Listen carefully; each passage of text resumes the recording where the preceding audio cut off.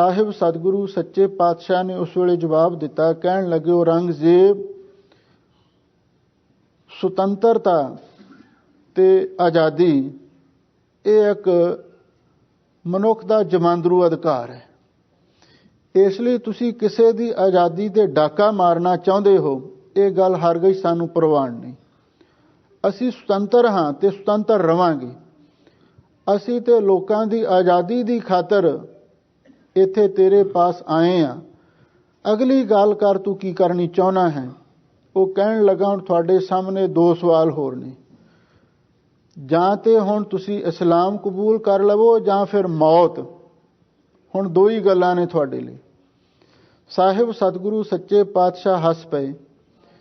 ਕਹਿਣ ਲੱਗੇ, ਤੂੰ ਇਹ ਗੱਲ ਕਹਿਣਾ ਇਸਲਾਮ ਕਬੂਲ ਕਰ ਲਵੋ, ਸਾਨੂੰ ਇਸਲਾਮ ਦੇ ਨਾਲ ਵੀ ਕੋਈ ਨਫ਼ਰਤ ਨਹੀਂ। ਇਸਲਾਮ ਮੁਸਲਮਾਨਾਂ ਨੂੰ ਮੁਬਾਰਕ ਹੋਵੇ, ਹਿੰਦੂ ਧਰਮ ਹਿੰਦੂਆਂ ਨੂੰ ਮੁਬਾਰਕ ਹੋਵੇ, ਪਰ ਇੱਕ ਦੂਸਰੇ ਦੇ ਦੁਸ਼ਮਣ ਕਿਉਂ? ਅਸੀਂ ਇਸ ਜ਼ੁਲਮ ਦੇ ਖਿਲਾਫ ਤੇਰੇ ਨਾਲ ਗੱਲ ਕਰਨ ਵਾਸਤੇ ਆਏ ਹਾਂ। ਸਾਡੀ ਜੰਗ ਵਿਚਾਰਾਂ ਦੀ ਹੈ, ਹਥਿਆਰਾਂ ਦੀ ਨਹੀਂ। ਹਾਂ, ਜੇ ਮੁਸਲਮਾਨ ਹੀ ਰੱਬ ਨੂੰ ਚੰਗੇ ਲੱਗਦੇ ਨੇ ਜਾਂ ਮੁਸਲਮਾਨ ਹੀ ਰੱਬ ਨੂੰ ਪਿਆਰੇ ਨੇ, ਤੇ ਫਿਰ ਉਹ ਹਿੰਦੂਆਂ ਦੇ ਘਰੇ ਬੱਚੇ ਹੀ ਨਾ ਪੈਦਾ ਹੋਣ ਦੇਵੇ।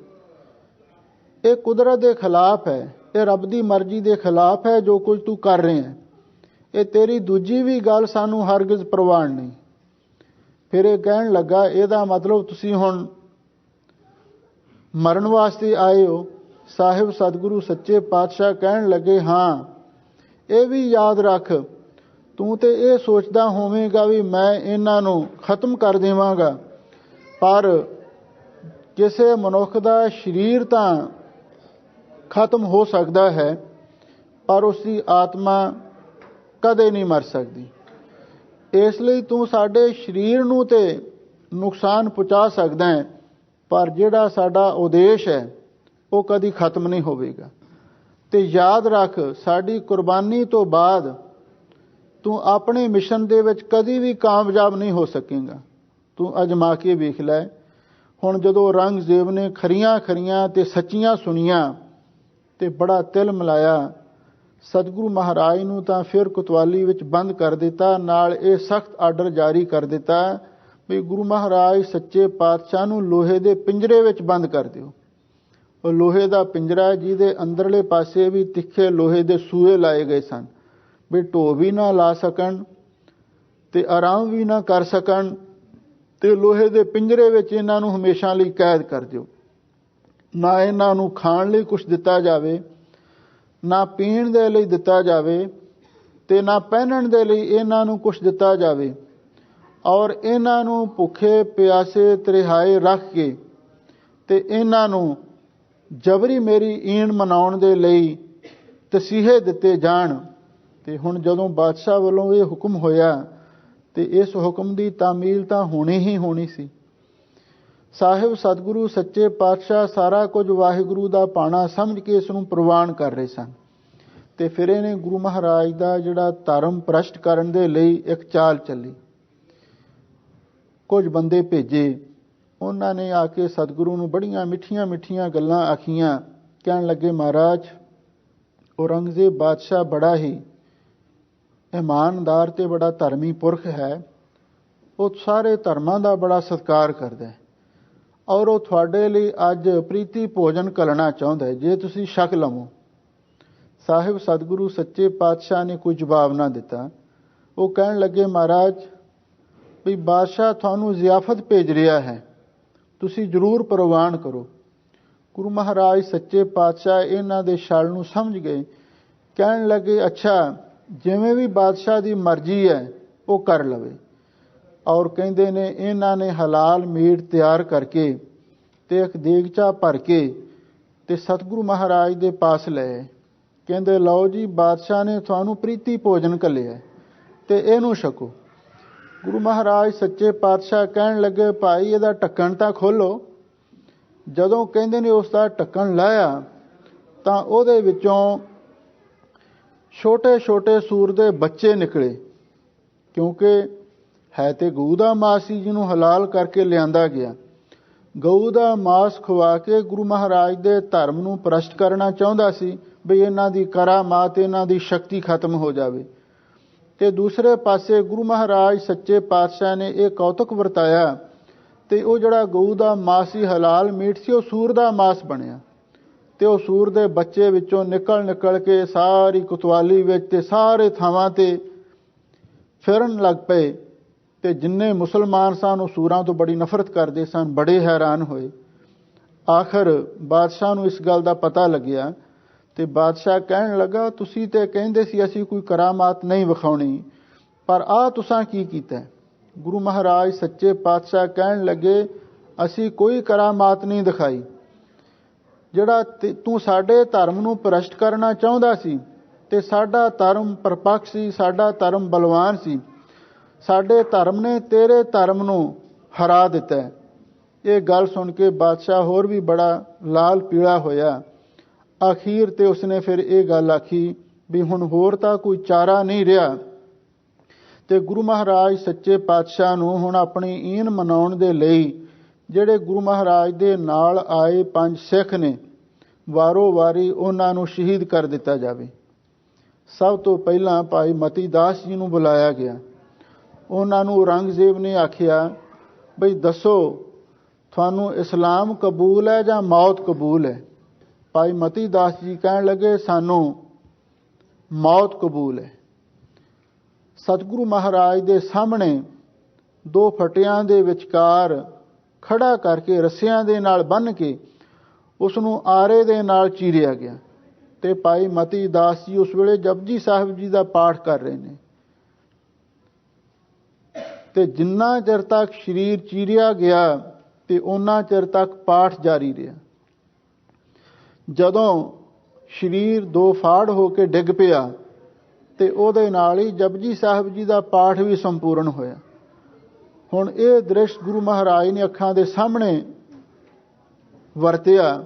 ਇਹਦਾ ਮਤਲਬ ਤਾਂ ਇਹ ਸੀ ਵੀ ਕਿਸੇ ਤਰੀਕੇ ਨਾਲ ਗੁਰੂ ਮਹਾਰਾਜ ਸਰਕਾਰ ਦੀ ਈਨ ਮੰਨ ਲੈਣ। ਪਰ ਸਾਹਿਬ ਸਤਿਗੁਰੂ ਸੱਚੇ ਪਾਤਸ਼ਾਹ ਆਪਣੇ ਪਾਣੇ ਦੇ ਖੁਦ ਮਾਲਕ ਸਨ। ਉਹ ਕਹਿਣ ਲੱਗੇ, ਚਲੋ ਆਪੇ ਹਰ ਇੱਕ ਰੰਗ ਹੈ, ਆਪੇ ਬਹੁ ਰੰਗੀ ਜੋ ਤਿਸ ਭਾਵੈ, ਨਾਨਕਾ ਸਾਈ ਗੱਲ ਚੰਗੀ। ਜੋ ਵਾਹਿਗੁਰੂ ਨੂੰ ਪਾਉਂਦਾ ਠੀਕ ਹੈ। ਜੋ ਨਾਰ ਦੁਖ ਮੈਂ ਦੁਖ ਨਹੀਂ ਮਾਨੈ, ਸੁਖ ਸਨੇਹੋ ਵਾਰ ਪੈ ਨਹੀਂ, ਜਾ ਕੇ ਕੰਚਨ ਮਾਟੀ ਮਾਨੈ। ਆ ਹੁਣੇ ਸ਼ਬਦ ਦਾ ਕੀਰਤਨ ਸੁਣ ਰਹੇ ਸੀ। ਹੁਣ ਸਾਹਿਬ ਸਤਿਗੁਰੂ ਤੇਗ ਬਹਾਦਰ ਸਾਹਿਬ ਜੀ ਦੇ ਦੂਸਰੇ ਸਿੱਖ ਭਾਈ ਦਿਆਲਾ ਜੀ ਨੂੰ ਦੇਗ ਦੇ ਪਾਣੀ ਵਿੱਚ ਉਬਾਲਿਆ ਗਿਆ। ਭਾਈ ਸਤੀ ਦਾਸ ਜੀ ਨੂੰ ਰੂੰ ਦੇ ਵਿੱਚ ਲਪੇਟ ਕੇ ਮਿੱਟੀ ਦਾ ਤੇਲ ਛੜਕ ਕੇ ਜਿਉਂਦੇ ਜੀ ਅੱਗ ਦੇ ਵਿੱਚ ਸਾੜ ਦਿੱਤਾ ਗਿਆ। ਆ ਹੁਣੇ ਨਹੀਂ, ਪਿੱਛੇ 1984 ਨਵੰਬਰ ਦੇ ਮਹੀਨੇ ਸਿੱਖਾਂ ਨੂੰ ਜਿਉਂਦਿਆਂ ਨੂੰ ਟਾਇਰ ਪਾ ਕੇ ਸਾੜਿਆ ਗਿਆ। ਪਹਿਲਾਂ ਵੀ ਕੁਛ ਉੱਥੇ ਵਰਤਿਆ। ਭਾਈ ਸਤੀ ਦਾਸ ਜੀ ਨੂੰ ਉੱਥੇ ਜਿਉਂਦਿਆਂ ਨੂੰ ਰੂਹ ਵਿੱਚ ਲਪੇਟ ਕੇ ਮਿੱਟੀ ਦਾ ਤੇਲ ਛੜਕ ਕੇ ਸਾੜ ਦਿੱਤਾ ਗਿਆ।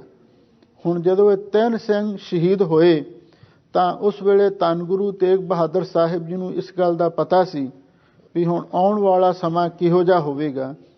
ਉਸ ਵੇਲੇ ਸਾਹਿਬ ਸਤਿਗੁਰੂ ਸੱਚੇ ਪਾਤਸ਼ਾਹ ਨੇ ਭਾਈ ਗੁਰਦਿੱਤਾ ਜੀ, ਜਿਹੜੇ ਬਾਬਾ ਬੁੱਢਾ ਸਾਹਿਬ ਜੀ ਦੀ ਬੰਸ ਵਿੱਚੋਂ ਸਨ, ਉਹਨਾਂ ਨੂੰ 5 ਪੈਸੇ ਨਾਲੀਏਰ ਦੇ ਕੇ ਅਨੰਦਪੁਰ ਸਾਹਿਬ ਭੇਜ ਦਿੱਤਾ।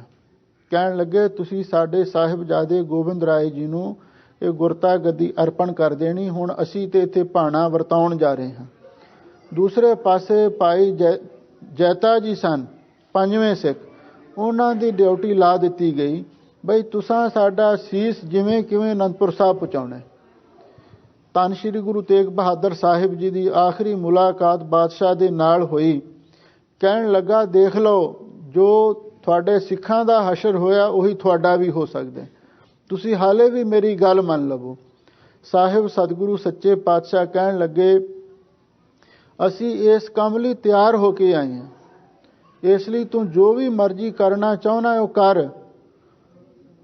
ਉਸ ਵੇਲੇ ਬਾਦਸ਼ਾਹ ਨੇ ਸੋਚਿਆ ਹੁਣ ਤੇ ਹੋਰ ਕੋਈ ਚਾਰਾ ਨਹੀਂ, ਤੇ ਉਹਨੇ ਇਹ ਹੁਕਮ ਕਰ ਦਿੱਤਾ ਬਈ ਗੁਰੂ ਮਹਾਰਾਜ ਨੂੰ ਵੀ ਸ਼ਹੀਦ ਕਰ ਦਿੱਤਾ ਜਾਵੇ। ਸਤਿਗੁਰੂ ਦੇ ਪਾਸੋਂ ਆਖਰੀ ਇੱਛਾ ਪੁੱਛੀ ਗਈ। ਸਾਹਿਬ ਸਤਿਗੁਰੂ ਧੰਨ ਗੁਰੂ ਤੇਗ ਬਹਾਦਰ ਸਾਹਿਬ ਜੀ ਨੇ ਉਸ ਵੇਲੇ ਆਖਿਆ ਵੀ ਸਾਨੂੰ ਇਸ਼ਨਾਨ ਕਰਨ ਦੀ ਆਗਿਆ ਮਿਲਣੀ ਚਾਹੀਦੀ ਹੈ। ਚਲੋ ਇਸ਼ਨਾਨ ਕਰਨ ਦੀ ਆਗਿਆ ਮਿਲ ਗਈ। ਉੱਥੇ ਗੁਰਦੁਆਰਾ ਸੀਸਗੰਜ ਸਾਹਿਬ ਜੀ ਦੇ ਹੇਠਲੇ ਪਾਸੇ ਨੇੜੇ ਖੂਹ ਹੈ ਔਰ ਉਹ ਪ੍ਰਾਤਨ ਖੂਹ ਹੈ, ਇਤਿਹਾਸਕ ਖੂਹ ਹੈ। ਉੱਥੇ ਧੰਨ ਸ਼੍ਰੀ ਗੁਰੂ ਤੇਗ ਬਹਾਦਰ ਸਾਹਿਬ ਜੀ ਨੇ ਇਸ਼ਨਾਨ ਕੀਤਾ। ਉਸ ਤੋਂ ਬਾਅਦ ਜਿੱਥੇ ਹੁਣ ਗੁਰਦੁਆਰਾ ਸਾਹਿਬ ਬਣਿਆ ਹੋਇਆ, ਉੱਥੇ ਇੱਕ ਬੋਹੜ ਦਾ ਦਰਖਤ ਸੀ ਜਿਸ ਦੀ ਨਿਸ਼ਾਨੀ ਯਾਦਗਾਰ ਹੁਣ ਵੀ ਕੁਝ ਸੰਭਾਲ ਕੇ ਰੱਖੀ ਹੋਈ ਹੈ। ਉਸ ਬੋਹੜ ਦੇ ਦਰਖਤ ਹੇਠਾਂ ਗੁਰੂ ਮਹਾਰਾਜ ਸੱਚੇ ਪਾਤਸ਼ਾਹ ਨੇ ਚੌਂਕੜਾ ਲਾਇਆ ਤੇ ਉਧਰੋਂ ਜਲਾਦ ਵੀ ਪਹੁੰਚ ਗਿਆ। ਤੇ ਗੁਰੂ ਮਹਾਰਾਜ ਸੱਚੇ ਪਾਤਸ਼ਾਹ ਨੇ ਜਿਹੜੇ ਮੌਕੇ ਦੇ ਹਾਕਮ ਸਨ ਉਹਨਾਂ ਨੂੰ ਇਹ ਗੱਲ ਆਖੀ ਵੀ ਹੁਣ ਸਾਨੂੰ ਕੁਝ ਸਮਾਂ ਪੂਜਾ ਪਾਠ ਕਰ ਲੈਣ ਦਿਓ, ਉਸ ਤੋਂ ਬਾਅਦ ਅਸੀਂ ਆਪ ਹੀ ਸਿਰ ਨੀਵਾਂ ਕਰਾਂਗੇ ਤੇ ਤੁਸੀਂ ਜੋ ਮਰਜ਼ੀ ਕਰਨਾ ਕਰ ਲਿਓ। ਸਾਹਿਬ ਸਤਿਗੁਰੂ ਸੱਚੇ ਪਾਤਸ਼ਾਹ ਨੇ ਪਹਿਲਾਂ ਇਸ਼ਨਾਨ ਕੀਤਾ, ਉਸ ਤੋਂ ਬਾਅਦ ਇੱਕ ਮਨ ਇੱਕ ਚਿੱਤ ਹੋ ਕੇ ਜਪਜੀ ਸਾਹਿਬ ਜੀ ਦਾ ਪਾਠ ਕੀਤਾ ਤੇ ਜਪਜੀ ਸਾਹਿਬ ਜੀ ਦਾ ਪਾਠ ਕਰਕੇ ਜਦੋਂ ਅਖੀਰਲੀਆਂ ਪੰਕਤੀਆਂ ਪੜ੍ਹੀਆਂ, ਜਿਨੀ ਨਾਮ ਤੇ ਆਇਆ ਗਏ ਮਸਕਤ ਕਾਲ, ਨਾਨਕ ਤੇ ਮੁਖ ਉਜਲੇ ਕੀਤੀ ਛੁੱਟੀ ਨਾਲ, ਇੰਨੇ ਬਚਨ ਕਹਿ ਕੇ ਗੁਰੂ ਮਹਾਰਾਜ ਨੇ ਹੇਠਾਂ ਵੱਲ ਸੀਸ ਝੁਕਾਇਆ। ਕਿਉਂਕਿ ਇਹ ਵੀ ਇੱਕ ਅਸੂਲ ਹੈ, ਜਦੋਂ ਵੀ ਆਪਾਂ ਗੁਰਬਾਣੀ ਪੜ੍ਹ ਕੇ ਸਮਾਪਤੀ ਕਰਦੇ ਹਾਂ ਉਸ ਵੇਲੇ ਗੁਰਬਾਣੀ ਸਾਡਾ ਗੁਰੂ ਹੈ। ਗੁਰਬਾਣੀ ਦੇ ਸਤਿਕਾਰ ਦੇ ਵਿੱਚ ਹਰ ਸਿੱਖ ਉਸ ਵੇਲੇ ਸੀਸ ਨਿਵਾਉਂਦਾ ਹੈ ਤੇ ਨਿਵਾਉਣਾ ਵੀ ਚਾਹੀਦਾ। ਹੁਣ ਸਾਹਿਬ ਸਤਿਗੁਰੂ ਸੱਚੇ ਪਾਤਸ਼ਾਹ ਨੇ ਜਦੋਂ ਸਿਰ ਨੀਵਾਂ ਕੀਤਾ ਤੇ ਉਸ ਵੇਲੇ ਜਲਾਦ ਵੱਲ ਵੀ ਨਾਲ ਹੀ ਇਸ਼ਾਰਾ ਕਰ ਦਿੱਤਾ ਗਿਆ ਸੀ ਤੇ ਉਸ ਨੇ ਗੁਰੂ ਮਹਾਰਾਜ ਦੇ ਉੱਤੇ ਵਾਰ ਕੀਤਾ ਤੇ ਉਸ ਵਾਰ ਦੇ ਨਾਲ ਗੁਰੂ ਮਹਾਰਾਜ ਸੱਚੇ ਪਾਤਸ਼ਾਹ ਦਾ ਜਿਹੜਾ ਸੀਸ ਉਹ ਧੜ ਦੇ ਨਾਲੋਂ ਵੱਖ ਹੋ ਗਿਆ ਔਰ ਉੱਥੇ ਨੇੜੇ ਹੀ ਭਾਈ ਜੈਤਾ ਜੀ ਖੜੇ ਸਨ ਔਰ ਉਹਨਾਂ ਨੂੰ ਪਹਿਲਾਂ ਹੀ ਡਿਊਟੀ ਲਾਈ ਹੋਈ ਸੀ। ਤੇ ਕਹਿੰਦੇ ਨੇ ਜਦੋਂ ਗੁਰੂ ਮਹਾਰਾਜ ਸੱਚੇ ਪਾਤਸ਼ਾਹ ਦੀ ਸ਼ਹਾਦਤ ਹੋਈ ਉਸ ਵੇਲੇ ਬੜੀ ਕਾਲੀ ਬੋਲੀ ਹਨੇਰੀ ਵੀ ਚੱਲ ਪਈ। ਉਸ ਹਨੇਰੀ ਦੀ ਆੜ ਦੇ ਵਿੱਚ, ਕਿਉਂਕਿ ਕੁਦਰਤ ਵੀ ਰੱਬ ਦੇ ਬੰਦਿਆਂ ਤੇ ਜਦੋਂ ਕੋਈ ਕਹਿਰ ਹੁੰਦਾ, ਕੁਦਰਤ ਵੀ ਕਰੋਪਵਾਨ ਹੁੰਦੀ ਹੈ, ਪ੍ਰਕਿਰਤੀ ਵੀ ਕਰੋਪਵਾਨ ਹੁੰਦੀ ਹੈ। ਹੁਣ ਧੰਨ ਸ਼੍ਰੀ ਗੁਰੂ ਤੇਗ ਬਹਾਦਰ ਸਾਹਿਬ ਜੀ ਦੀ ਸ਼ਹਾਦਤ ਹੋਈ ਤਾਂ ਉਸ ਵੇਲੇ ਭਾਈ ਜੈਤਾ ਜੀ ਨੇ ਗੁਰੂ ਮਹਾਰਾਜ ਦਾ ਸੀਸ ਲੈ ਕੇ ਉਹਨੂੰ ਬਸਤਰਾਂ ਵਿੱਚ ਲਪੇਟਿਆ ਤੇ ਅਖੀਰ ਵਾਹੋ ਦਾਹੀ ਚੱਲਦਾ ਹੋਇਆ ਸ਼੍ਰੀ ਅਨੰਦਪੁਰ ਸਾਹਿਬ ਪਹੁੰਚਿਆ। ਉੱਥੇ ਧੰਨ ਸ਼੍ਰੀ ਗੁਰੂ ਗੋਬਿੰਦ ਸਿੰਘ ਸਾਹਿਬ ਮਹਾਰਾਜ ਸੱਚੇ ਪਾਤਸ਼ਾਹ ਨੂੰ ਆ ਕੇ ਸਾਰੀ ਵਿਥਿਆ ਦੱਸੀ ਕਿ ਇਸ ਤਰ੍ਹਾਂ ਧੰਨ ਸ਼੍ਰੀ ਗੁਰੂ ਤੇਗ ਬਹਾਦਰ ਸਾਹਿਬ ਜੀ ਪਾਣਾ ਵਰਤਾ ਗਏ ਨੇ। ਤਾਂ ਉਸ ਵੇਲੇ ਗੁਰੂ ਮਹਾਰਾਜ ਸੱਚੇ ਪਾਤਸ਼ਾਹ ਨੇ ਭਾਈ ਜੈਤੇ ਨੂੰ ਗਲ ਦੇ ਨਾਲ ਲਾਇਆ, ਕਹਿਣ ਲੱਗੇ ਰੰਗਰੇਟਾ ਗੁਰੂ ਕਾ ਬੇਟਾ। ਇਹ ਬਚਨ ਕਹਿ ਕੇ ਉਸ ਨੂੰ ਸਤਿਕਾਰ ਦਿੱਤਾ, ਆਸ਼ੀਰਵਾਦ ਦਿੱਤੀ। ਤੇ ਨਾਲ ਹੀ ਗੁਰੂ ਮਹਾਰਾਜ ਸੱਚੇ ਪਾਤਸ਼ਾਹ ਨੇ ਆਖਿਆ ਵੀ ਜਦੋਂ ਸਾਡੇ ਪਿਤਾ ਦੀ ਸ਼ਹਾਦਤ ਹੋਈ ਉਸ ਵੇਲੇ ਉਸ ਦਾ ਰਿਐਕਸ਼ਨ ਕੀ ਹੋਇਆ, ਪ੍ਰਤੀਕਰਮ ਕੀ ਹੋਇਆ। ਤੇ ਭਾਈ ਜੈਤੇ ਨੇ ਆਖਿਆ ਸੱਚੇ ਪਾਤਸ਼ਾਹ ਮੈਂ ਤੇ ਕੇਵਲ ਇੰਨਾ ਹੀ ਉੱਥੇ ਸੁਣ ਸਕਿਆ ਹਾਂ, ਜਦੋਂ ਗੁਰੂ ਮਹਾਰਾਜ ਦੀ ਸ਼ਹਾਦਤ ਹੋਈ ਉਸ ਵੇਲੇ ਧਰਤੀ ਤੇ ਹਾਹਾਕਾਰ ਸੀ ਤੇ ਅਰਸ਼ਾਂ ਦੇ ਵਿੱਚ ਜੈ ਜੈਕਾਰ ਦਾ ਨਾਦ ਸੀ, ਇਦੋਂ ਵੱਧ ਮੈਨੂੰ ਕੁਝ ਨਹੀਂ ਪਤਾ। ਸਾਹਿਬ ਸਤਿਗੁਰੂ ਸੱਚੇ ਪਾਤਸ਼ਾਹ ਹੁਣ ਇਸ ਗੱਲ ਦੀ ਉਡੀਕ ਵਿੱਚ ਸਨ ਕਿ ਜੋ ਕੁਝ ਪਿੱਛੋਂ ਹੋਇਆ ਉਹਦੇ ਬਾਰੇ ਆ ਕੇ ਕੋਈ ਸਾਨੂੰ ਦੱਸੇ। ਕੁਝ ਦਿਨਾਂ ਤੋਂ ਬਾਅਦ ਭਾਈ ਲੱਖੀ ਸ਼ਾਹ ਵਣਜਾਰਾ ਸਿੱਖ ਉਹ ਵੀ ਅਨੰਦਪੁਰ ਸਾਹਿਬ ਪਹੁੰਚਿਆ ਤਾਂ ਸਤਿਗੁਰੂ ਮਹਾਰਾਜ ਸੱਚੇ ਪਾਤਸ਼ਾਹ ਨੇ ਉਸ ਲੱਖੀ ਸ਼ਾਹ ਵਣਜਾਰੇ ਨੂੰ ਪੁੱਛਿਆ ਬਈ ਤੂੰ ਦੱਸ ਜਦੋਂ ਸਾਡੇ ਪਿਤਾ ਦੀ ਸ਼ਹਾਦਤ ਹੋਈ ਤੇ ਉਸ ਵੇਲੇ ਉਹਨਾਂ ਦੇ ਧੜ ਦਾ ਕੀ ਬਣਿਆ। ਤਾਂ ਉਸ ਵੇਲੇ ਲੱਖੀ ਸ਼ਾਹ ਦੀਆਂ ਅੱਖਾਂ ਵਿੱਚੋਂ ਅਥਰੂ ਵਹਿ ਤੁਰੇ, ਕਹਿਣ ਲੱਗਾ ਸੱਚੇ ਪਾਤਸ਼ਾਹ ਜਦੋਂ ਮੈਨੂੰ ਪਤਾ ਲੱਗਿਆ ਵੀ ਧੰਨ ਗੁਰੂ ਤੇਗ ਬਹਾਦਰ ਸਾਹਿਬ ਸੱਚੇ ਪਾਤਸ਼ਾਹ ਪਾਣਾ ਵਰਤਾ ਗਏ ਨੇ ਤੇ ਉਸ ਵੇਲੇ ਮੈਂ ਆਪਣੇ ਗੱਡਿਆਂ ਦਾ ਕਾਫਲਾ ਲੈ ਕੇ ਵਿੱਚ ਸਾਜੋ ਸਾਮਾਨ ਲੱਦ ਕੇ ਤੇ ਮੈਂ ਕੋਲ ਦੀ ਲੰਘ ਰਿਹਾ ਸੀ ਤੇ ਮੈਂ ਇੱਕ ਬਿਉਂਤ ਬਣਾਈ ਬਈ ਹੁਣ ਕਿਉਂ ਨਾ ਇਹ ਸੇਵਾ ਮੈਂ ਹੀ ਕਰਾਂ, ਚਾਹੇ ਮੇਰੀ ਜਾਨ ਵੀ ਚਲੀ ਜਾਵੇ, ਪਰਿਵਾਰ ਵੀ ਕਾਣੀ ਪੀੜ ਦਿੱਤਾ ਜਾਵੇ, ਪਰ ਮੈਂ ਆਪਣੇ ਗੁਰੂ ਦੇ ਧੜ ਦੇ ਸੰਸਕਾਰ ਦੀ ਸੇਵਾ ਕਰਨੀ ਹੈ।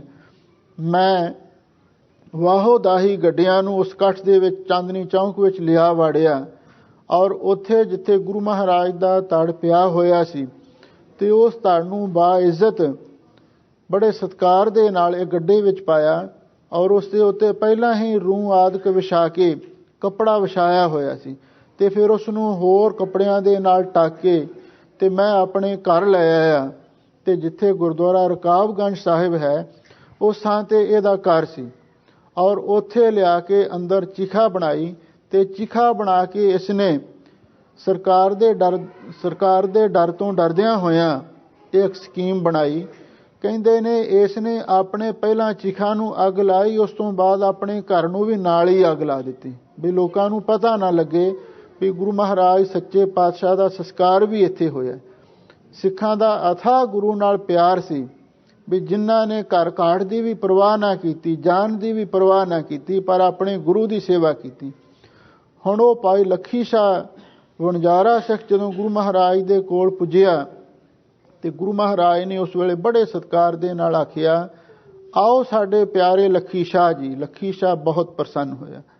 ਸਤਿਗੁਰੂ ਕਹਿਣ ਲੱਗੇ, ਦੱਸੋ ਦਿੱਲੀ ਵਿੱਚ ਜਦੋਂ ਸਾਡੇ ਪਿਤਾ ਸਤਿਗੁਰੂ ਦੀ ਸ਼ਹਾਦਤ ਹੋਈ ਉਸ ਵੇਲੇ ਉਸ ਦਾ ਪ੍ਰਤੀਕਰਮ ਕੀ ਸੀ? ਤੇ ਲੱਖੀ ਸ਼ਾਹ ਵਣਜਾਰੇ ਸਿੱਖ ਨੇ ਉਸ ਵੇਲੇ ਹੱਥ ਜੋੜੇ ਕਹਿਣ ਲੱਗਾ, ਸੱਚੇ ਪਾਤਸ਼ਾਹ ਪ੍ਰਤੀਕਰਮ ਤਾਂ ਇਹ ਸੀ, ਔਰੰਗਜ਼ੇਬ ਦਾ ਇੰਨਾ ਡਰ ਤੇ ਜ਼ੁਲਮ ਦਾ ਕੁਹਾੜਾ ਤੇਜ਼ ਸੀ ਵੀ ਜਿੰਨੇ ਵੀ ਲੋਕ ਸਨ ਸਾਰੇ ਹਾਹਾਕਾਰ ਤਾਂ ਕਰ ਰਹੇ ਸਨ, ਪਰ ਕਿਸੇ ਨੇ ਇਸ ਜ਼ੁਲਮ ਦੇ ਖਿਲਾਫ ਕੋਈ ਨਾ ਆਵਾਜ਼ ਬੁਲੰਦ ਕੀਤੀ, ਨਾ ਕੋਈ ਮੁਜ਼ਾਹਰਾ ਕੀਤਾ ਹੈ, ਨਾ ਹੀ ਕੋਈ ਪ੍ਰੋਟੈਸਟ ਕੀਤਾ ਹੈ। ਮਨ ਦੇ ਵਿੱਚ ਬੜਾ ਦੁੱਖ ਸਾਰਿਆਂ ਨੇ ਮਹਿਸੂਸ ਕੀਤਾ ਹੈ। ਸਾਹਿਬ ਸਤਿਗੁਰੂ ਸੱਚੇ ਪਾਤਸ਼ਾਹ ਕਹਿਣ ਲੱਗੇ, ਚਲੋ ਸਾਨੂੰ ਹੋਰਾਂ ਤੋਂ ਤਾਂ ਕੋਈ ਉਮੀਦ ਨਹੀਂ ਸੀ, ਪਰ ਜਿਹੜੇ ਗੁਰੂ ਦੇ ਸਿੱਖ ਸਨ ਉਹਨਾਂ ਨੇ ਵੀ ਕੁਝ ਨਹੀਂ ਕੀਤਾ। ਤਾਂ ਉਸ ਵੇਲੇ ਲੱਖੀ ਸ਼ਾਹ ਵੀ ਤੇ ਸਿੱਖ ਹੀ ਸੀ। ਉਹ ਕਹਿਣ ਲੱਗਾ, ਮਹਾਰਾਜ ਸਿੱਖ ਤਾਂ ਵਿਚਾਰੇ ਇੰਨੇ ਡਰ ਗਏ ਸਨ, ਔਰੰਗਜ਼ੇਬ ਨੇ ਆਖਿਆ ਵੀ ਜਿਹੜਾ ਆਪਣੇ ਆਪ ਨੂੰ ਗੁਰੂ ਦਾ ਸਿੱਖ ਸਦਵਾਉਂਦਾ ਹੈ ਉਹ ਆਪਣੇ ਗੁਰੂ ਦਾ ਤੜ ਲੈ ਜਾਵੇ ਤੇ ਸੰਸਕਾਰ ਕਰ ਦੇਵੇ, ਪਰ ਉਸ ਵੇਲੇ ਕੋਈ ਸਿੱਖ ਨਹੀਂ ਨਿਤਰਿਆ ਜਿਹੜਾ ਇਹ ਕਹਿ ਸਕੇ ਵੀ ਮੈਂ ਇਹ ਸੇਵਾ ਕਰਾਂਗਾ, ਕਿਉਂਕਿ ਉਹਨਾਂ ਨੂੰ ਵੀ ਯਕੀਨਨ ਆਪਣੀ ਮੌਤ ਦਿਖਾਈ ਦਿੰਦੀ ਸੀ ਤੇ ਮੈਂ ਵੀ ਆਪਣੇ ਢੰਗ ਦੇ ਨਾਲ ਹੀ ਇਹ ਸੇਵਾ ਕਰ ਸਕਿਆ ਹਾਂ। ਗੁਰੂ ਮਹਾਰਾਜ ਰੋਹ ਦੇ ਵਿੱਚ ਆ ਗਏ, ਕਹਿਣ ਲੱਗੇ, ਅੱਛਾ ਜੇ ਸਿੱਖ ਵੀ ਇੰਨੇ ਕਮਜ਼ੋਰ ਹੋ ਗਏ ਤੇ ਇਹਦਾ ਮਤਲਬ ਫਿਰ ਸਿੱਖੀ ਬਹੁਤਾ ਚਿਰ ਨਹੀਂ ਰਹਿ ਸਕਦੀ। ਅੱਛਾ ਹੁਣ ਮੈਂ ਇਹ ਸਿੱਖੀ ਨੂੰ ਇੱਕ ਇਹੋ ਜਿਹੀ ਨੁਹਾਰ ਦੇਵਾਂਗਾ, ਇੱਕ ਇਹੋ ਜਿਹੀ ਪੇਨ ਚੜਾਵਾਂਗਾ ਵੀ ਸਿੱਖੀ ਨੂੰ ਹਮੇਸ਼ਾ ਲਈ ਅਮਰ ਕਰ ਦੇਵਾਂਗਾ। ਧੰਨ ਗੁਰੂ ਗੋਬਿੰਦ ਸਿੰਘ ਸਾਹਿਬ ਮਹਾਰਾਜ ਸੱਚੇ ਪਾਤਸ਼ਾਹ ਨੇ ਫਿਰ 1699 ਦੀ ਵਿਸਾਖੀ ਨੂੰ ਖਾਲਸੇ ਪੰਥ ਦੀ ਸਿਰਜਣਾ ਕੀਤੀ। ਸਿੱਖੀ ਨੂੰ ਇੱਕ ਨਵੀਂ ਪੇਨ ਚੜਾਈ, ਸਿੱਖੀ ਨੂੰ ਨਵੀਂ ਨੁਹਾਰ ਬਖਸ਼ੀ ਤੇ ਗੁਰੂ ਮਹਾਰਾਜ ਸੱਚੇ ਪਾਤਸ਼ਾਹ ਕਹਿਣ ਲੱਗੇ, ਮੈਂ ਇਹੋ ਜਿਹਾ ਗੁਰਸਿੱਖ ਨੂੰ ਸਰੂਪ ਦੇਵਾਂਗਾ ਚਾਹੇ ਹਜ਼ਾਰਾਂ ਤੇ ਲੱਖਾਂ ਦੇ ਵਿੱਚ ਵੀ ਉਹ ਖੜਾ ਹੋਵੇ ਤੇ ਉਹਦੀ ਵੱਖਰੀ ਪਛਾਣ ਹੋ ਜਾਵੇਗੀ। ਹੁਣ ਜਿਹਦੇ ਕੋਲੇ ਗੁਰੂ ਮਹਾਰਾਜ ਸੱਚੇ ਪਾਤਸ਼ਾਹ ਦਾ ਆਦਰਸ਼ ਹੈ, ਪੰਜ ਕਕਾਰ ਨੇ, ਗੁਰੂ ਦੀ ਬਾਣੀ ਹੈ, ਗੁਰੂ ਦਾ ਬਾਣਾ ਹੈ, ਉਹ ਚਾਹੇ ਲੱਖਾਂ ਵਿੱਚ ਖੜਾ ਹੋਵੇ ਉਹਦੀ ਵੱਖਰੀ ਪਛਾਣ ਹੋਵੇਗੀ। ਇਹ ਕਲਗੀਧਰ ਪਾਤਸ਼ਾਹ ਨੇ ਸਾਡੇ ਤੇ ਕਿਰਪਾ ਕੀਤੀ, ਇਸ ਲਈ ਸਾਨੂੰ ਗੁਰੂ ਮਹਾਰਾਜ ਦੇ ਪਰਉਪਕਾਰਾਂ ਨੂੰ ਕਦੇ ਵੀ ਭੁੱਲਣਾ ਨਹੀਂ ਚਾਹੀਦਾ। ਹੁਣ ਅਸੀਂ ਤਾਂ ਅੰਮ੍ਰਿਤ ਛਕਣਾ, ਪੰਜ ਕਕਾਰ ਰੱਖਣੇ, ਦਸਤਾਰ ਧਾਰਨ ਕਰਨੀ, ਸਿੱਖੀ ਦੇ ਅਸੂਲਾਂ ਦੀ ਪਾਲਣਾ ਕਰਨੀ, ਇਹਨੂੰ ਇੱਕ ਬੋਝ ਸਮਝ ਲਿਆ ਹੈ ਜਾਂ ਇਸ ਨੂੰ ਬੇਲੋੜਾ ਸਮਝਿਆ ਹੋਇਆ ਹੈ, ਪਰ ਇਹ ਬੜੀ ਸ਼ੋਕ ਦੀ ਗੱਲ ਹੈ, ਦੁੱਖ ਦੀ ਗੱਲ ਹੈ। ਤੇ ਗੁਰੂ ਮਹਾਰਾਜ ਸੱਚੇ ਪਾਤਸ਼ਾਹ ਨੇ ਸਿੱਖੀ ਦਾ ਸਰੂਪ ਇਸ ਲਈ ਸਾਨੂੰ ਬਖਸ਼ਿਆ ਸੀ ਬਈ ਸਿੱਖ ਦੂਸਰਿਆਂ ਤੋਂ ਵੱਖਰਾ ਦਿਖਾਈ ਦੇਵੇ, ਤੇ ਨਾਲ ਇਹ ਵੀ ਹਦਾਇਤ ਕੀਤੀ ਸੀ, ਜਬ ਲਗ ਖਾਲਸਾ ਰਹੇ ਨਿਆਰਾ ਤਬ ਲਗ ਤੇਜ ਦਿਓ ਮੈਂ ਸਾਰਾ, ਜਾਬੇ ਗਏ ਵਿਪਰਨ ਕੀ ਰੀਤ ਮੈਂ ਨਾ ਕਰੂੰ ਇਨ ਕੀ ਪ੍ਰਤੀਤ। ਜਿੰਨਾ ਚਿਰ ਖਾਲਸਾ ਖਾਲਸੇ ਆਦਰਸ਼ ਦੇ ਵਿੱਚ ਪਰਪੱਕ ਰਹੇਗਾ ਤੇ ਉਹਨਾਂ ਚਿਰ ਹੀ ਗੁਰੂ ਦਾ ਤੇਜ ਖਾਲਸੇ ਵਿੱਚ ਵਰਤੇਗਾ।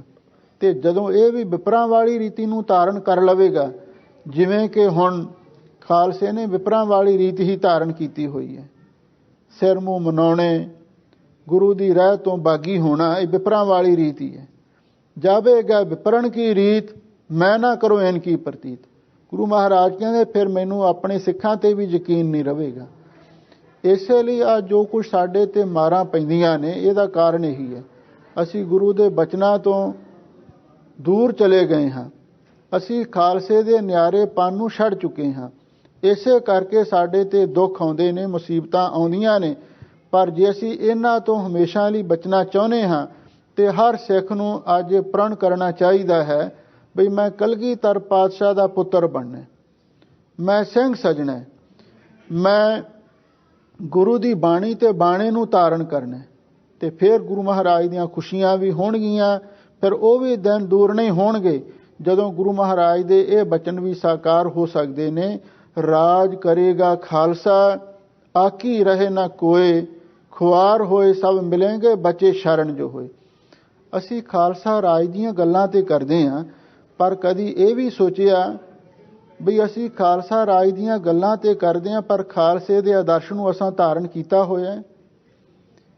ਖਾਲਸਾ ਆਦਰਸ਼ ਨੂੰ ਧਾਰਨ ਕਰਨਾ ਸਾਡਾ ਪਹਿਲਾ ਫਰਜ਼ ਹੈ। ਅਗਲੀ ਗੱਲ ਹੋਰ ਕੋਈ ਗੱਲ ਫੇਰ ਕਰ ਸਕਦੇ ਹਾਂ। ਤੇ ਫਿਰ ਜਦੋਂ ਖਾਲਸਾ ਆਦਰਸ਼ ਦੇ ਹਰ ਸਿੱਖ ਧਾਰਨੀ ਹੋਣਗੇ ਤੇ ਫਿਰ ਗੁਰੂ ਮਹਾਰਾਜ ਦੀ ਕਿਰਪਾ, ਗੁਰੂ ਦਾ ਤੇਜ ਖਾਲਸੇ ਵਿੱਚ ਵਰਤੇਗਾ ਤੇ ਜੋ ਕੁਝ ਖਾਲਸਾ ਚਾਹੁੰਦਾ ਉਹੀ ਕੁਛ ਪਾਏ ਸਤਿਗੁਰੂ ਦੀ ਕਿਰਪਾ ਦੁਆਰਾ ਪ੍ਰਾਪਤ ਹੋਵੇਗਾ। ਸੋ ਅੱਜ ਧੰਨ ਸ਼੍ਰੀ ਗੁਰੂ ਤੇਗ ਬਹਾਦਰ ਸਾਹਿਬ ਜੀ ਦੀ ਉਹ ਮਹਾਨ ਪਵਿੱਤਰ ਸ਼ਹੀਦੀ ਦਾ ਪੁਰਬ ਆਪਾਂ ਮਨਾਇਆ ਹੈ। ਇਸ ਲਈ ਗੁਰੂ ਦੀ ਬਖਸ਼ਿਸ਼ ਦੇ ਨਾਲ ਅੱਜ ਆਪਾਂ ਜਿਹੜੀ ਵਿਸ਼ੇਸ਼ ਵਿਚਾਰ ਹੈ ਗੁਰੂ ਮਹਾਰਾਜ ਸੱਚੇ ਪਾਤਸ਼ਾਹ ਦੀ ਮਹਾਨ ਪਵਿੱਤਰ ਸ਼ਹੀਦੀ ਦੇ ਸੰਬੰਧ ਵਿੱਚ ਹੀ ਕੀਤੀ ਹੈ। ਸੋ ਹੁਣ ਜੋ ਆਪਾਂ ਹਮੇਸ਼ਾ ਲਈ ਗੁਰੂ ਮਹਾਰਾਜ ਸੱਚੇ ਪਾਤਸ਼ਾਹ ਦੀ ਪਵਿੱਤਰ ਗੁਰਬਾਣੀ ਦੀ ਵਿਚਾਰ ਕਰਦੇ ਹਾਂ ਔਰ ਉਹ ਵੀ ਆਪਾਂ ਨਿਤਨੇਮ ਕਰ ਲਈਏ ਔਰ ਸੰਗਤਾਂ ਕੁਝ ਸਮੇਂ ਲਈ ਉਸ ਪਵਿੱਤਰ ਬਾਣੀ ਦੀ ਵਿਚਾਰ ਸੁਣੋ। ਧੰਨ ਸ਼੍ਰੀ ਗੁਰੂ ਨਾਨਕ ਤੇ ਮਹਾਰਾਜ ਸੱਚੇ ਪਾਤਸ਼ਾਹ ਸਾਨੂੰ ਸ੍ਰੀ ਰਾਗ ਦੀ ਵਾਰ ਦੇ ਇਸ ਚੌਥੇ ਸ਼ਲੋਕ ਦੇ ਅੰਦਰ ਪਾਵਨ ਪਵਿੱਤਰ ਉਪਦੇਸ਼ ਬਖਸ਼ਿਸ਼ ਕਰ ਰਹੇ ਹਨ। ਕੀ ਆਖਰੇ ਨੇ? ਲੋ ਆਪ ਸੰਗਤਾਂ ਪ੍ਰੇਮ ਦੇ ਨਾਲ ਸੁਣੋ ਤੇ ਇੱਕ ਵਾਰੀ ਪਿਆਰ ਦੇ ਨਾਲ ਆਖੋ, ਸਤਨਾਮ ਸ੍ਰੀ ਵਾਹਿਗੁਰੂ ਸਾਹਿਬ ਜੀਓ। ਸ਼ਲੋਕ ਮਹਲਾ ਪਹਿਲਾ। ਕੁਦਰਤ ਕਰ ਕੈ ਵਸਿਆ ਸੋਏ। ਧੰਨ ਸ਼੍ਰੀ ਗੁਰੂ ਨਾਨਕ ਦੇਵ ਮਹਾਰਾਜ ਸੱਚੇ ਪਾਤਸ਼ਾਹ ਫਰਮਾਉਂਦੇ ਨੇ, ਗੁਰਮੁਖੋ ਉਹ ਅਕਾਲ ਪੁਰਖ ਵਾਹਿਗੁਰੂ ਕੁਦਰਤ ਕਰਕੇ, ਆਪਣੀ ਕੁਦਰਤ ਦੁਆਰਾ ਸਾਰੀ ਸ੍ਰਿਸ਼ਟੀ ਦੀ ਸਾਜਨਾ ਕਰਕੇ ਵਸਿਆ ਸੋਏ। ਫਿਰ ਇਸ ਸ੍ਰਿਸ਼ਟੀ ਵਿੱਚ, ਇਸ ਕੁਦਰਤ ਦੇ ਵਿੱਚ ਉਹ ਵਾਹਿਗੁਰੂ ਆਪ ਵਸ ਰਿਹਾ ਹੈ। ਇਹ ਜਿਹੜਾ ਕੁਦਰਤ ਹੈ ਇਹ ਰੱਬ ਦਾ ਸਿੰਘਾਸਨ ਹੈ। ਇਹ ਸੰਸਾਰ ਵਾਹਿਗੁਰੂ ਦਾ ਘਰ ਹੈ। ਉਹ ਅਕਾਲ ਪੁਰਖ ਵਾਹਿਗੁਰੂ ਕੁਦਰਤ ਦੁਆਰਾ ਇਸ ਸੰਸਾਰ ਦੀ ਰਚਨਾ ਕਰਕੇ ਫਿਰ ਇਹਦੇ ਵਿੱਚ ਆਪ ਵਸ ਰਿਹਾ ਹੈ। ਵਖਤ ਵਿਚਾਰੇ ਸੋ ਬੰਦਾ ਹੋਏ। ਸਾਹਿਬ ਸਤਿਗੁਰੂ ਸੱਚੇ ਪਾਤਸ਼ਾਹ ਫਰਮਾਉਂਦੇ ਨੇ, ਭਾਈ ਅਸਲੀ ਰੱਬ ਦਾ ਬੰਦਾ ਕੌਣ ਹੈ? ਹਜ਼ੂਰ ਕਹਿੰਦੇ ਜਿਹੜਾ ਵਕਤ ਦੀ ਵਿਚਾਰ ਕਰੇ, ਜਿਹੜਾ ਸਮੇਂ ਦੀ ਨਜ਼ਾਕਤ ਨੂੰ ਸਮਝੇ, ਜਿਹੋ ਜਿਹਾ ਸਮਾਂ ਹੋਵੇ ਤੇ ਉਸ ਢੰਗ ਦੇ ਨਾਲ ਵਰਤੇ, ਉਹ ਬੰਦਾ ਹੋ ਸਕਦਾ। ਇਹਦਾ ਮਤਲਬ ਇਹ ਹੈ ਜਦੋਂ ਸੇਵਾ ਦੀ ਲੋੜ ਹੋਵੇ ਉਸ ਵੇਲੇ ਸੇਵਾ ਲਈ ਤਤਪਰ ਹੋ ਜਾਵੇ, ਜੇ ਸ਼ਾਂਤੀ ਦਾ ਸਮਾਂ ਹੋਵੇ ਸਿਮਰਨ ਦੇ ਵਿੱਚ ਲੱਗਿਆ ਰਵੇ, ਤੇ ਜਦੋਂ ਕੌਮ ਤੇ ਸੰਕਟ ਆ ਕੇ ਬਣੇ ਤੇ ਉਸ ਵੇਲੇ ਘਰ ਦਾ ਮੋਹ ਤਿਆਗ ਦੇਵੇ, ਤੇ ਜਦੋਂ ਕੁਰਬਾਨੀ ਦੀ ਲੋੜ ਪਵੇ ਤੇ ਕੁਰਬਾਨੀ ਵੀ ਕਰੇ। ਇਹ ਹੈ ਵਕਤ ਦੀ ਵਿਚਾਰ ਕਰਨੀ। ਇਹਦਾ ਮਤਲਬ ਇਹ ਨਹੀਂ ਵੀ ਵਕਤ ਵਿਚਾਰੇ ਸੋ ਬੰਦਾ ਹੋਵੇ। ਜੇ ਮੂਹਰੋਂ ਖਤਰਾ ਦਿਸਿਆ ਵੀ ਤੁਸੀਂ ਆਪਣੀ ਜਾਨ ਨੂੰ ਬਚਾਉਣ ਦੀ ਖਾਤਰ ਵੀ ਹੱਥ ਖੜੇ ਕਰ ਦਿਓ ਜਾਂ ਕੋਈ ਕਮਜ਼ੋਰੀ ਦਿਖਾਓ, ਇਹਦਾ ਮਤਲਬ ਇਹ ਨਹੀਂ। ਜਿਹੋ ਜਿਹਾ ਸਮਾਂ ਹੋਵੇ ਉਹਦੇ ਨਾਲ ਜਿਹੜਾ ਸਮੇਂ ਦਾ ਸਾਥੀ ਬਣ ਕੇ ਤੁਰਦਾ ਹੈ, ਸਾਹਿਬ ਸਤਿਗੁਰੂ ਸੱਚੇ ਪਾਤਸ਼ਾਹ ਫਰਮਾਉਂਦੇ ਨੇ, ਭਾਈ ਉਹੀ ਰੱਬ ਦਾ ਬੰਦਾ ਹੁੰਦਾ ਹੈ। ਕੁਦਰਤ ਹੈ ਕੀਮਤ ਨਹੀਂ ਪਾਏ। ਸਾਹਿਬ ਸਤਿਗੁਰੂ ਸੱਚੇ ਪਾਤਸ਼ਾਹ ਫਰਮਾਉਂਦੇ ਨੇ, ਵਾਹਿਗੁਰੂ ਦੀ ਕੁਦਰਤ ਬੇਅੰਤ ਹੈ ਤੇ ਵਾਹਿਗੁਰੂ ਦੀ ਕੁਦਰਤ ਸਰਵ ਵਿਆਪਕ ਹੈ। ਕੀਮਤ ਨਹੀਂ ਪਾਏ, ਇਸ ਕੁਦਰਤ ਦੀ ਵੀ ਕੀਮਤ ਨਹੀਂ ਪਾਈ ਜਾ ਸਕਦੀ। ਕਿਉਂਕਿ ਜਦੋਂ ਹੁਣ ਆਪਾਂ ਇਸ ਕੁਦਰਤ ਦੇ ਵੀ ਦਰਸ਼ਨ ਕਰਦੇ ਹਾਂ, ਪਾਤਾਲਾਂ ਪਾਤਾਲ ਲਖ, ਆਗਾਸਾਂ ਆਗਾਸ, ਓੜਕ ਓੜਕ ਪਾਲ ਥਕੇ ਵੇਦ ਕਹਿਣ ਇੱਕ ਬਾਤ। ਕੋਈ ਕੀਮਤ ਪਾ ਸਕਦਾ? ਕਿੰਨੀਆਂ ਧਰਤੀਆਂ ਨੇ, ਧਰਤੀ ਹੋਰ ਪਰੈ ਹੋਰ ਹੋਰ, ਤਿਸਤੇ ਪਾਰ ਤਲੇ ਕਵਣ ਜੋਰ। ਇਹ ਕਿਤਨੀ ਮਹਾਨ ਕੁਦਰਤ ਹੈ। ਹਜ਼ੂਰ ਕਹਿੰਦੇ ਵਾਹਿਗੁਰੂ ਦੀ ਕੁਦਰਤ ਬੇਅੰਤ ਹੈ, ਇਹਦੀ ਕੀਮਤ ਕੋਈ ਵੀ ਨਹੀਂ ਪਾ ਸਕਦਾ। ਜਾ ਕੀਮਤ ਪਾਏ ਤਾ ਕਹੀ ਨ ਜਾਏ। ਸਾਹਿਬ ਸਤਿਗੁਰੂ ਸੱਚੇ ਪਾਤਸ਼ਾਹ ਫਰਮਾਉਂਦੇ ਨੇ, ਜੇ ਕੋਈ ਕੀਮਤ ਪਾ ਵੀ ਲਵੇ ਤਾਂ ਹਜ਼ੂਰ ਕਹਿੰਦੇ ਉਹਦੇ ਪਾਸੋਂ ਫਿਰ ਬਿਆਨ ਨਹੀਂ ਕੀਤੀ ਜਾ ਸਕਦੀ, ਕਿਉਂਕਿ ਬੜੇ ਬੜੇ ਸਾਇੰਸਦਾਨ ਨੇ, ਹੁਣ ਉਹ ਖੋਜਾਂ ਤੇ ਕਰ ਰਹੇ ਨੇ, ਪਰ ਉਹ ਕੁਦਰਤ ਦਾ ਕੋਈ ਅੰਤ ਹੀ ਨਹੀਂ ਨਾ ਪਾ ਸਕੇ। ਤੇ ਫਿਰ ਅਖੀਰ ਤੇ ਉਹਨਾਂ ਨੂੰ ਇਹੀ ਗੱਲ ਕਹਿਣੀ ਪੈਂਦੀ ਆ ਵੀ ਵਾਹਿਗੁਰੂ ਦੀ ਕੁਦਰਤ ਬੇਅੰਤ ਹੈ। ਜਿੰਨਾ ਕੁਛ ਅਸੀਂ ਜਾਣ ਸਕੇ ਹਾਂ ਉਹ ਤੇ ਇਸ ਤਰ੍ਹਾਂ ਹੈ ਜਿਵੇਂ ਇੱਕ ਸਮੁੰਦਰ ਦੇ ਵਿੱਚੋਂ ਕਤਰਾ ਮਾਤਰ, ਜਾਂ ਕੋਈ ਇੱਕ ਰੇਤ ਦਾ ਪਹਾੜ ਹੋਵੇ ਉਹਦੇ ਵਿੱਚੋਂ ਇੱਕ ਕਣ ਮਾਤਰ, ਇੰਨਾ ਕੁ ਅਸੀਂ ਜਾਣ ਸਕੇ ਹਾਂ। ਹਜ਼ੂਰ ਕਹਿੰਦੇ ਜਾ ਕੀਮਤ ਪਾਏ, ਜਿਹੜੇ ਕੁਦਰਤ ਦੀ ਕੀਮਤ ਦੇ ਭੇਤ ਨੂੰ ਪਾ ਲੈਂਦੇ ਨੇ ਤੇ ਫਿਰ ਉਹ ਇਹੀ ਗੱਲ ਆਖਦੇ ਨੇ ਵੀ ਵਾਹਿਗੁਰੂ ਦੀ ਕੁਦਰਤ ਬੇਅੰਤ ਹੈ, ਉਹਦੇ ਬਾਰੇ ਕੁਝ ਵੀ ਨਹੀਂ ਆਖਿਆ ਜਾ ਸਕਦਾ। ਸਰੈ ਸਰੀਅਤ ਕਰ ਹੈ ਵਿਚਾਰ।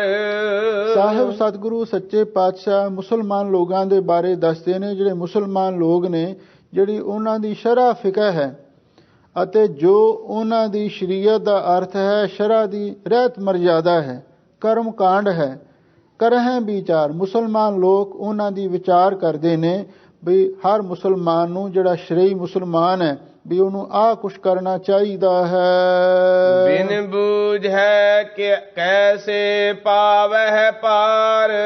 ਸਾਹਿਬ ਸਤਿਗੁਰੂ ਸੱਚੇ ਪਾਤਸ਼ਾਹ ਫਰਮਾਉਂਦੇ ਨੇ, ਜਿੰਨਾ ਚਿਰ ਤੱਕ ਕੋਈ ਮਨੁੱਖ ਅਸਲੀਅਤ ਨੂੰ ਨਹੀਂ ਸਮਝਦਾ, ਆਪਣੇ ਜੀਵਨ ਦੇ ਪ੍ਰਯੋਜਨ ਨੂੰ ਨਹੀਂ ਸਮਝਦਾ, ਕੈਸੇ ਪਾਵਹਿ ਪਾਰ, ਵੀ ਉਹ ਕਿਵੇਂ ਉਸ ਪਾਰ ਮੁਕਤੀ ਨੂੰ ਪ੍ਰਾਪਤ ਕਰ ਸਕਦਾ ਹੈ, ਅਥਵਾ ਕਿਵੇਂ ਉਸ ਵਾਹਿਗੁਰੂ ਪਰਮੇਸ਼ਰ ਦੇ ਦਰਬਾਰ ਨੂੰ, ਸੱਚਖੰਡ ਨੂੰ ਪ੍ਰਾਪਤ ਕਰ ਸਕਦਾ ਹੈ।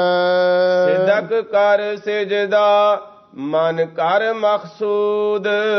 ਧੰਨ ਗੁਰੂ ਨਾਨਕ ਦੇਵ ਮਹਾਰਾਜ ਸੱਚੇ ਪਾਤਸ਼ਾਹ ਕਿਸੇ ਮੁਸਲਮਾਨ ਫਕੀਰ ਨੂੰ ਇਹ ਉਪਦੇਸ਼ ਦੇ ਰਹੇ ਹਨ, ਸਿਦਕ ਕਰ ਸਿਜਦਾ, ਵੀ ਮਨ ਦੇ ਵਿੱਚ ਸਿਦਕ, ਯਕੀਨ, ਭਰੋਸਾ ਧਾਰਨ ਕਰਕੇ ਵਾਹਿਗੁਰੂ ਦੇ ਚਰਨਾਂ ਤੇ ਸਜਦਾ ਕਰੋ, ਤੇ ਮਨ ਕਰ ਮਕਸੂਦ, ਤੇ ਮਨ ਕਰਕੇ ਵਾਹਿਗੁਰੂ ਦਾ ਸਿਮਰਨ ਕਰਕੇ ਤੇ ਆਪਣੇ ਜੀਵਨ ਦਾ ਮਕਸੂਦ ਲਾਹਾ ਖੱਟ ਲਓ। ਜੇ ਤੇਰੇ ਦੇਖਾਂ ਤੇ ਤੇਰੇ ਮੌਜੂਦ। ਸਾਹਿਬ ਸਤਿਗੁਰੂ ਸੱਚੇ ਪਾਤਸ਼ਾਹ ਫਰਮਾਉਂਦੇ ਨੇ, ਭਾਈ ਜਿਹੜਾ ਸਦਕ ਦੇ ਨਾਲ ਵਾਹਿਗੁਰੂ ਦੇ ਚਰਨਾਂ ਵਿੱਚ ਸਜਦਾ ਕਰਦੇ ਨੇ ਤੇ ਨਾਲ ਮਨ ਕਰਕੇ ਵਾਹਿਗੁਰੂ ਦੇ ਸਿਮਰਨ ਦਾ ਲਾਹਾ ਪ੍ਰਾਪਤ ਕਰਦੇ ਨੇ, ਫਿਰ ਉਹਨਾਂ ਦੀ ਇਹ ਦ੍ਰਿਸ਼ਟੀ ਬਣ ਜਾਂਦੀ ਹੈ, ਜਿਹੇ ਧਿਰ ਦੇਖਾਂ, ਵੀ ਜਿਸ ਪਾਸੇ ਵੀ ਅਸੀਂ ਦੇਖਦੇ ਹਾਂ ਉਸੇ ਧਿਰ ਉਹ ਵਾਹਿਗੁਰੂ ਪਰਮੇਸ਼ਰ ਮੌਜੂਦ ਐਨ ਅੱਖਾਂ ਦੇ ਸਾਹਮਣੇ ਹਾਜ਼ਰ ਨਾਜ਼ਰ ਦਿਸਦਾ ਹੈ। ਮਹੱਲਾ ਤੀਜਾ। ਗੁਰ ਸਭਾ ਏਵ ਨਾ ਪਾਈਐ, ਨਾ ਨੇੜੇ ਨਾ ਦੂਰ। ਧੰਨ ਗੁਰੂ ਅਮਰਦਾਸ ਮਹਾਰਾਜ ਸੱਚੇ ਪਾਤਸ਼ਾਹ ਦੇ ਚਰਨਾਂ ਵਿੱਚ ਗੁਰਸਿੱਖਾਂ ਨੇ ਬੇਨਤੀ ਕੀਤੀ, ਮਹਾਰਾਜ ਵੀ ਜਿਹੜੀ ਗੁਰੂ ਦੀ ਸਭਾ ਹੈ, ਗੁਰੂ ਦੀ ਸੋਬਤ ਹੈ, ਉਹਨੂੰ ਕਿਵੇਂ ਪ੍ਰਾਪਤ ਕੀਤਾ ਜਾ ਸਕਦਾ ਹੈ? ਤਾਂ ਹਜ਼ੂਰ ਕਹਿੰਦੇ, ਭਾਈ ਗੁਰੂ ਦੀ ਸਭਾ, ਗੁਰੂ ਦੀ ਸੋਬਤ, ਗੁਰੂ ਦੀ ਸੰਗਤ ਇਸ ਤਰ੍ਹਾਂ ਨਹੀਂ ਪ੍ਰਾਪਤ ਹੋ ਸਕਦੀ ਬਈ ਕੋਈ ਸਰੀਰ ਕਰਕੇ ਜ਼ਿਆਦਾ ਨੇੜੇ ਹੋ ਕੇ ਬੈਠ ਜਾਵੇ ਤੇ ਜਾਂ ਸਰੀਰ ਕਰਕੇ ਕੋਈ ਬਹੁਤਾ ਦੂਰ ਬੈਠ ਜਾਵੇ, ਇਹਦੇ ਨਾਲ ਕੋਈ ਫਰਕ ਨਹੀਂ ਪੈਂਦਾ। ਨਾਨਕ ਸਤਿਗੁਰ ਤਾਂ ਮਿਲੈ ਜਾਂ ਮਨ ਰਹਿ ਹਦੂਰ। ਸਾਹਿਬ ਸਤਿਗੁਰੂ ਸੱਚੇ ਪਾਤਸ਼ਾਹ ਫਰਮਾਉਂਦੇ ਨੇ, ਭਾਈ ਅਸਲੀ ਸਤਿਗੁਰੂ ਤਾਂ ਹੀ ਮਿਲਦੇ ਨੇ ਜਾਂ ਮਨ ਰਹਿ ਹਦੂਰ, ਭਾਈ ਜੇ ਮਨ ਸਾਡਾ ਗੁਰੂ ਦੀ ਹਜ਼ੂਰੀ ਵਿੱਚ ਰਵੇ। ਸਰੀਰ ਕਰਕੇ ਕੋਈ ਕਿੰਨਾ ਵੀ ਨੇੜੇ ਹੋ ਜਾਵੇ ਤਾਂ ਵੀ ਕੋਈ ਫਰਕ ਨਹੀਂ, ਤੇ ਜੇ ਕੋਈ ਦੂਰ ਵੀ ਬੈਠਾ ਹੋਵੇ ਤਾਂ ਵੀ ਕੋਈ ਫਰਕ ਨਹੀਂ ਪੈਂਦਾ। ਹਜ਼ੂਰ ਕਹਿੰਦੇ ਜਿੰਨਾ ਚਿਰ ਤੱਕ ਮਨ ਹੀ ਗੁਰੂ ਦੀ ਹਜ਼ੂਰੀ ਵਿੱਚ ਰਹਿੰਦਾ ਤੇ ਉਹਨਾਂ ਚਿਰ ਬਈ ਸਤਿਗੁਰੂ ਦੀ ਸਭਾ, ਗੁਰੂ ਦੀ ਸੰਗਤ ਨਹੀਂ ਸਾਨੂੰ ਪ੍ਰਾਪਤ ਹੋ ਸਕਦੀ, ਤੇ ਨਾ ਹੀ ਭਾਈ ਸਤਿਗੁਰੂ ਦੀਆਂ ਸਾਨੂੰ ਖੁਸ਼ੀਆਂ ਪ੍ਰਾਪਤ ਹੋ ਸਕਦੀਆਂ। ਪੌੜੀ ਸਪਤ ਦੀਪ ਸਪਤ ਸਾਗਰਾ, ਨਵਖੰਡ 4 ਵੇਦ 10 ਅਸ਼ਟ ਪੁਰਾਣਾ। ਹੁਣ ਪੌੜੀ ਵਿੱਚ ਧੰਨ ਗੁਰੂ ਰਾਮਦਾਸ ਮਹਾਰਾਜ ਸੱਚੇ ਪਾਤਸ਼ਾਹ ਫਰਮਾਉਂਦੇ ਨੇ, ਗੁਰਮੁਖੋ ਸਪਤ ਦੀਪ, ਬਈ 7 ਤਾਂ ਦੀਪ ਟਾਪੂ ਨੇ ਸਮੁੰਦਰ ਦੇ ਵਿੱਚ, ਤੇ ਸਪਤ ਸਾਗਰਾ ਤੇ 7 ਹੀ ਸਮੁੰਦਰ ਨੇ, ਤੇ ਨਵਖੰਡ ਇਹ ਜਿਹੜੀ ਭਾਰਤ ਵਰਸ਼ ਦੀ ਧਰਤੀ ਹੈ ਉਹਦੇ 9 ਖੰਡ ਨੇ, ਤੇ 4 ਵੇਦ ਧਰਮ ਗ੍ਰੰਥ ਨੇ, 10 ਅਸ਼ਟ ਪੁਰਾਣਾ, 10 ਤੇ 8 18 ਪੁਰਾਣੇ ਇਤਿਹਾਸਕ ਗ੍ਰੰਥ ਹਨ। ਹਰ ਸਭਨਾ ਵਿੱਚ ਤੂੰ ਵਰਤਦਾ, ਹਰ ਸਭਨਾ ਪਾਣਾ। ਸਾਹਿਬ ਸਤਿਗੁਰੂ ਸੱਚੇ ਪਾਤਸ਼ਾਹ ਫਰਮਾਉਂਦੇ ਨੇ, ਹੇ ਵਾਹਿਗੁਰੂ ਜੀ, ਤੂੰ ਤੇ ਸਾਰਿਆਂ ਦੇ ਵਿੱਚ ਹੀ ਵਰਤਦਾ ਹੈ। ਸੱਤਾਂ ਦੀਪਾਂ ਦੇ ਵਿੱਚ ਵੀ, ਸੱਤਾਂ ਸਮੁੰਦਰਾਂ ਦੇ ਵਿੱਚ ਵੀ, 9 ਖੰਡਾਂ ਦੇ ਅੰਦਰ ਵੀ, ਤੇ 4 ਵੇਦਾਂ ਤੇ 18 ਪੁਰਾਣਾਂ ਦੇ ਵਿੱਚ ਵੀ ਤੂੰ ਹੀ ਵਰਤ ਰਿਹਾ ਹੈ। ਹਰ ਸਭਨਾ ਭਾਣਾ, ਤੇ ਉਹ ਵਾਹਿਗੁਰੂ ਪਾਈ ਸਾਰਿਆਂ ਨੂੰ ਹੀ ਭਾਣਾ ਪਾਉਂਦਾ, ਚੰਗਾ ਲੱਗਦਾ ਹੈ। ਸਭ ਤੁਝੈ ਧਿਆ ਵਹਿ ਜੀ ਜੰਤ, ਹਰ ਸਾਰੰਗ ਪਾਣਾ। ਸਾਹਿਬ ਸਤਿਗੁਰੂ ਸੱਚੇ ਪਾਤਸ਼ਾਹ ਫਰਮਾਉਂਦੇ ਨੇ, ਹੇ ਵਾਹਿਗੁਰੂ ਜੀ, ਜਿਤਨੇ ਵੀ ਜੀਵ ਜੰਤ ਨੇ, ਛੋਟੇ ਵੱਡੇ, ਗਰੀਬ ਅਮੀਰ, ਉੱਚੇ ਨੀਵੇਂ, ਸਾਰੇ ਤੈਨੂੰ ਧਿਆਉਂਦੇ ਹਨ। ਹਰ ਸਾਰੰਗ ਪਾਣਾ, ਹੈ ਵਾਹਿਗੁਰੂ, ਤੂੰ ਧਰਮ ਰੂਪੀ ਧਨਖ ਨੂੰ ਆਪਣੇ ਹੱਥ ਵਿੱਚ ਪਕੜਨ ਵਾਲਾ ਹੈ। ਜੋ ਗੁਰਮੁਖ ਹਰ ਆਰਾਧ ਦੇ, ਤਿਨ ਹਉ ਕੁਰਬਾਨਾ। ਸਾਹਿਬ ਸਤਿਗੁਰੂ ਸੱਚੇ ਪਾਤਸ਼ਾਹ ਫਰਮਾਉਂਦੇ ਨੇ, ਭਾਈ ਜੋ ਗੁਰੂ ਦੁਆਰਾ ਵਾਹਿਗੁਰੂ ਨੂੰ ਆਰਾਧਦੇ ਨੇ, ਭਾਵ ਪਹਿਲਾਂ ਗੁਰੂ ਵਾਲੇ ਹੋ ਕੇ 5 ਪਿਆਰਿਆਂ ਤੋਂ ਅੰਮ੍ਰਿਤ ਪਾਨ ਕਰਕੇ ਫਿਰ ਗੁਰੂ ਦੇ ਬਖਸ਼ੇ ਨਾਮ ਨੂੰ ਜਪਦੇ ਹਨ, ਤਿਨ ਹਉ ਕੁਰਬਾਨਾ, ਮੈਂ ਉਹਨਾਂ ਤੋਂ ਕੁਰਬਾਨ ਜਾਨਾ, ਬਲਿਹਾਰ ਜਾਨਾ ਹਾਂ। ਤੂੰ ਆਪੇ ਆਪ ਵਰਤਦਾ, ਕਰ ਚੋਜ ਵਿਡਾਣਾ। ਸਾਹਿਬ ਸਤਿਗੁਰੂ ਸੱਚੇ ਪਾਤਸ਼ਾਹ ਫਰਮਾਉਂਦੇ ਨੇ, ਹੈ ਵਾਹਿਗੁਰੂ, ਤੂੰ ਬੜੇ ਅਚਰਜ ਹੀ ਚੋਜ ਕੌਤਕ ਕਰਕੇ ਤੇ ਫਿਰ ਤੂੰ ਆਪਣੇ ਆਪ ਹੀ ਸਾਰਿਆਂ ਵਿੱਚ ਵਰਤ ਰਿਹਾ ਹੈ। ਵਾਹਿਗੁਰੂ ਦੇ ਕਿੰਨੇ ਅਚਰਜ ਕੌਤਕ ਨੇ। ਖਿਨ ਮੈਂ ਅਵਰ ਖਿਨੈ ਮੈਂ ਅਵਰਾ, ਅਚਰ ਚਲ ਤੁਮਾਰੇ, ਰੂੜੋ ਗੂੜੋ ਗਹਿਰ ਗੰਭੀਰੋ, ਉੱਚੋ ਅਗਮਾ ਪਾਰੇ। ਹਰ ਕੀ ਗਾਤ ਨਹਿ ਕੋ ਜਾਣੈ, ਜੋਗੀ ਜਤੀ ਤਪੀ ਪਚ ਹਾਰੇ, ਅਰਬਹੁ ਲੋਕ ਸਿਆਣੇ। ਹਜ਼ੂਰ ਕਹਿੰਦੇ ਨੇ, ਖਿਨਮੈ ਰਾਓ ਰੰਖ ਕੋ ਕਰੀ, ਕਰ ਚੋਜ ਵਿਡਾਣਾ। ਖਿਨਮੈ ਰਾਓ ਰੰਖ ਕੋ ਕਰੀ, ਰਾਓ ਰੰਖ ਕਰ ਡਾਰੇ, ਰੀਤੇ ਭਰੇ ਪਰੇ ਸਖਨਾਵੈ, ਜਹ ਤਾਂ ਕੋ ਵਿਵਹਾਰੇ। ਇਹ ਵਾਹਿਗੁਰੂ ਦੇ ਅਚਰਜ ਕੌਤਕ ਨੇ, ਤੇ ਵਾਹਿਗੁਰੂ ਅਚਰਜ ਕੌਤਕ ਕਰਕੇ ਤੇ ਫਿਰ ਸਾਰਿਆਂ ਵਿੱਚ ਹੀ ਵਰਤਦਾ ਹੈ। ਇਸੇ ਲਈ ਸਤਿਗੁਰੂ ਕਹਿੰਦੇ ਨੇ, ਤੂੰ ਆਪੇ ਆਪ ਵਰਤਦਾ, ਤੂੰ ਆਪਣੇ ਆਪ ਹੀ ਸਾਰਿਆਂ ਵਿੱਚ ਵਰਤ ਰਿਹਾ ਹੈ। ਕਰ ਚੋਜ ਵਡਾਣਾ, ਤੇ ਬੜੇ ਅਚਰਜ ਕੌਤਕ ਵੀ ਕਰ ਰਿਹਾ ਹੈ। ਧੰਨ ਗੁਰੂ ਨਾਨਕ ਤੇ ਮਹਾਰਾਜ ਸੱਚੇ ਪਾਤਸ਼ਾਹ ਤੇ ਧੰਨ ਗੁਰੂ ਅਮਰਦਾਸ ਮਹਾਰਾਜ ਸੱਚੇ ਪਾਤਸ਼ਾਹ ਤੇ ਪੌੜੀ ਵਿੱਚ ਧੰਨ ਗੁਰੂ ਰਾਮਦਾਸ ਮਹਾਰਾਜ ਨੇ ਸਾਨੂੰ ਸਿੱਖਿਆ ਬਖਸ਼ੀ ਹੈ, ਤੇ ਆਪਾਂ ਇਸ ਨੂੰ ਸੁਣਿਆ ਤੇ ਸੁਣ ਕੇ ਆਪਣੇ ਮਨ ਦੇ ਵਿੱਚ ਵਸਾਉਣਾ ਹੈ। ਇਹਦੇ ਨਾਲ ਸਾਡੇ ਜੀਵਨ ਦੀ ਸਫਲਤਾ ਹੋਵੇਗੀ। ਸੋ ਅੱਜ ਧੰਨ ਸ਼੍ਰੀ ਗੁਰੂ ਤੇਗ ਬਹਾਦਰ ਸਾਹਿਬ ਜੀ ਦਾ ਮਹਾਨ ਸ਼ਹੀਦੀ ਪੁਰਬ ਵੀ ਮਨਾਇਆ ਹੈ, ਇਸ ਲਈ ਉਹਦੇ ਬਾਰੇ ਵੀ ਆਪਾਂ ਵਿਚਾਰਾਂ ਕੀਤੀਆਂ ਨੇ। ਜੋ ਸਿੱਖਿਆ ਸਾਨੂੰ ਉਸ ਤੋਂ ਪ੍ਰਾਪਤ ਹੁੰਦੀ ਹੈ ਔਰ ਉਹਨੂੰ ਹਰ ਗੁਰਸਿੱਖ ਮਾਈ ਭਾਈ ਨੂੰ ਧਾਰਨ ਕਰਨਾ ਚਾਹੀਦਾ ਹੈ। ਤੇ ਬਾਕੀ ਇਸ ਦੇ ਨਾਲ ਨਾਲ ਜੋ ਗੁਰਬਾਣੀ ਦੀ ਵਿਚਾਰ ਸੁਣੀ ਹੈ, ਜੋ ਗੁਰਬਾਣੀ ਦੁਆਰਾ ਸਤਿਗੁਰੂ ਨੇ ਸਿੱਖਿਆ ਬਖਸ਼ੀ ਹੈ, ਉਹਦੇ ਉੱਤੇ ਵੀ ਅਮਲ ਕਰੀਏ। ਇਹਦੇ ਨਾਲ ਸਾਡੇ ਜੀਵਨ ਦੀ ਸਫਲਤਾ ਹੋਵੇਗੀ। ਸੋ ਅੱਜ ਇੰਨੀ ਹੀ ਹਾਜ਼ਰੀ ਪ੍ਰਵਾਨ ਕਰਨੀ, ਹੋਈਆਂ ਭੁੱਲਾਂ ਚੁੱਕਾਂ ਲਈ ਖਿਮਾ ਕਰਨਾ। ਜੋ ਗੁਰਮੁਖ ਹਰ ਆਰਾਧ ਦੇ, ਤਿਨ ਹਉ ਕੁਰਬਾਨਾ। ਤੂੰ ਆਪੇ ਆਪ ਵਰਤਦਾ, ਕਰ ਚੋਜ ਵਿਡਾਣਾ। ਵਾਹਿਗੁਰੂ ਜੀ ਕਾ ਖਾਲਸਾ, ਵਾਹਿਗੁਰੂ ਜੀ ਕੀ ਫਤਿਹ।